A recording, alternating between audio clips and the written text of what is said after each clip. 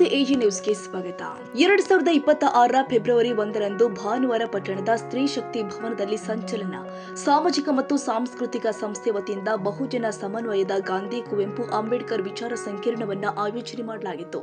ಮಹಾತ್ಮ ಗಾಂಧಿ ಅವರ ಸರ್ವೋದಯದ ಆಶಯ, ಕುವೆಂಪು ಅವರ ಸರ್ವ ಜನಾಂಗದ ಶಾಂತಿಯ ತೋಟ ಮತ್ತು ಬಿಆರ್ ಅಂಬೇಡ್ಕರ್ ಅವರ ಸಾಮಾಜಿಕ ನ್ಯಾಯದ ತತ್ವಗಳನ್ನು ಒಗ್ಗೂಡಿಸಿ ಸಾಮರಸ್ಯ ಹಾಗೂ ಸಮಾಜದ ಹಕ್ಕುದಾರಿಕೆಯನ್ನ ವಿಸ್ತರಿಸುವ ಉದ್ದೇಶದಿಂದಾಗಿ ಈ ವೈಚಾರಿಕ ಕಾರ್ಯಕ್ರಮ ರೂಪುಗೊಂಡಿತು.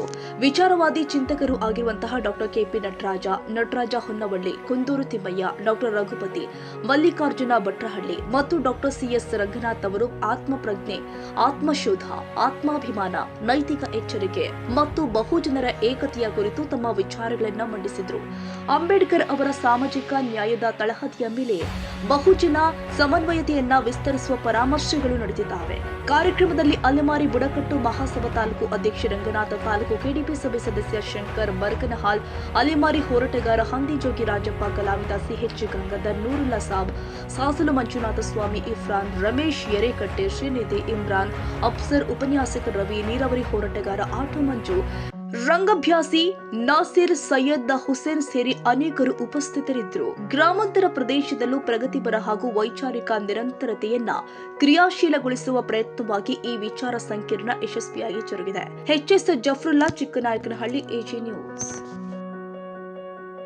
ಕನ್ನಡಿಗರ ಮೆಚ್ಚಿನ ನಿಮ್ಮ ಎಜೆ 24/7 ನ್ಯೂಸ್ ಕನ್ನಡ ವಾಹಿನಿ ಇದೀಗ ಟಿವಿಯಲ್ಲಿ ಲಭ್ಯ. ನೋಟಿಸ್ ಕೊಟ್ಟಿದ್ರೆ ವಾಪಸ್ ತಗೋತೀವಿ. ಇವತ್ತು ವಕ್ಫ್ ಪ್ರಾಪರ್ಟಿ ಅಂತೇಳಿ ಬರ್ತದೆ ಅಂತ ಹೇಳಿದ್ರೆ ರೈತರು ಬೀದಿಗೆ ಬಂದ್ರೆ ಏನ್ ಮಾಡ್ಬೇಕಾಗತ್ತೆ? ಯಾರು ವೋಟ್ ಹಾಕಿಲ್ಲ ಅಂದ್ರೆ ಗ್ಯಾರಂಟಿನೆಲ್ಲ ಸ್ಟಾಪ್ ಮಾಡ್ಬಿಡ್ತೀವಿ.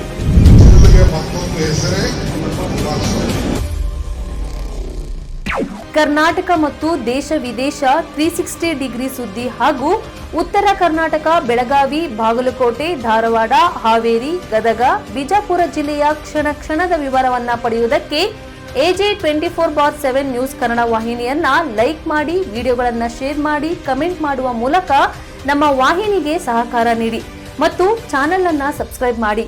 ಧನ್ಯವಾದಗಳು.